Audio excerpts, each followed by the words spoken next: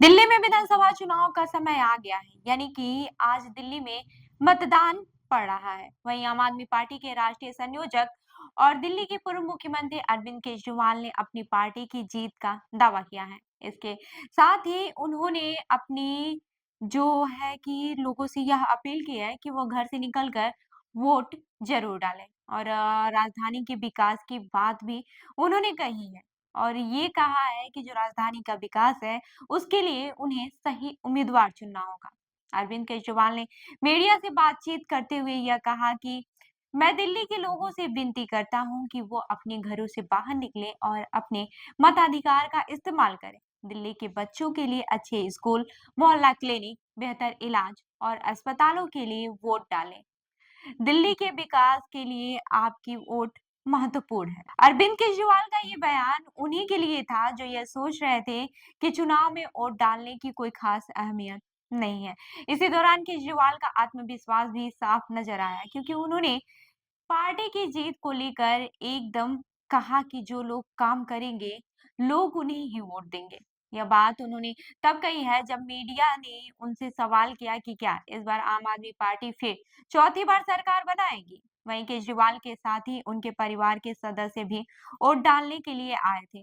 उनकी माता और पिता दोनों व्हील चेयर पर थे और अरविंद केजरीवाल खुद अपनी मां को व्हील चेयर पर लेकर वोट देने पहुंचे थे। यह तस्वीर देखकर बहुत सारे लोग यह सोचने लगे हैं कि कितनी सच्ची और आत्मीय बात है कि जब खुद केजरीवाल अपने माता-पिता के लिए इस तरह का वक्त निकालते हैं। वहीं आपको मैं ये बता दूं कि अरविंद केजरीवाल के साथ उनकी पत्नी सुनीता केजरीवाल भी मौजूद थी। उन्होंने इस मौके पर भरोसा जताया कि दिल्ली के लोग आम आदमी पार्टी को अपना समर्थन देंगे। वहीं सुनीता केजरीवाल ने कहा कि दिल्ली के लोग बहुत समझदार हैं, वो गुंडागर्दी को बर्दाश्त नहीं करेंगे। मुझे पूरा यकीन है कि दिल्ली वाले सही फैसला लेंगे। उनका यह बयान दिल्ली के चुनावी माहौल को भी लेकर बड़ा संदेश दे रहा है।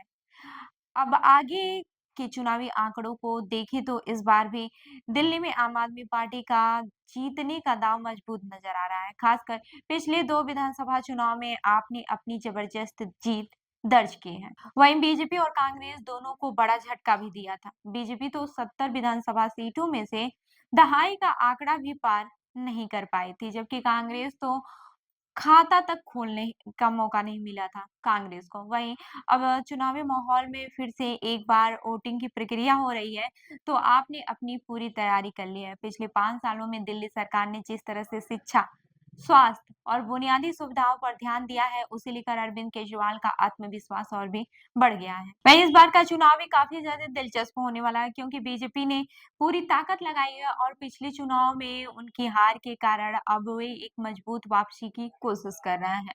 बीजेपी और कांग्रेस दोनों ही विपक्षी दल अपने अपने उम्मीदवारों को मैदान में उतारा है। कांग्रेस जहां पर अपनी खोई हुई पहचान पाने की संघर्ष कर रही है, तो वहीं बीजेपी इस बार अपनी पूरी ताकत झोंकने की भी कोशिश कर रही है। अरविंद केजरीवाल की पार्टी ने दिल्ली की जनता को अपनी योजनाओं और नीतियों के बारे में पूरी जानकारी दी है, खास तौर पर शिक्षा, स्वास्थ्य और पानी, बिजली के मुद्दों पर। वहीं दिल्ली में आपका काम अब तक सबसे ज्यादा सराहा गया है। इस बार चुनाव में सबसे बड़ी चुनौती बीजेपी के सामने यह है कि उसे दिल्ली के लोगों का विश्वास फिर से जीतने के लिए अपने पिछले कार्यकाल में की गई नाकामियों को ठीक करना होगा। बहरहाल 8 फरवरी को जब वोटों की गिनती होगी तब इस बात का पता चल जाएगा कि जनता ने किसे चुना, कौन इस बार दिल्ली की सत्ता में होगा। हालांकि अरविंद केजरीवाल का दावा तो यही है कि उनके द्वारा किए गए कामों के आधार पर ही जनता उन्हें फिर से जीत देगी। उनके लिए यह चुनाव न केवल दिल्ली की राजनीति को परिभाषित करने वाला होगा, बल्कि उनके द्वारा किए गए कामों का परिणाम भी होगा। वहीं देखना यह है कि क्या केजरीवाल और उनकी पार्टी इस बार फिर से जीत दर्ज करती है या विपक्षी पार्टियां अपने प्रभाव को छोड़ पाती हैं। इस बार का चुनाव निश्चित ही दिल्ली के भविष्य को तय करेगा। तो इस खबर पर क्या है आपकी राय, हमें जरूर बताइए और ऐसी ही अन्य खबरों के लिए जुड़े रहिए हमारे साथ। देखते रहिए जन दर्पण न्यूज। धन्यवाद।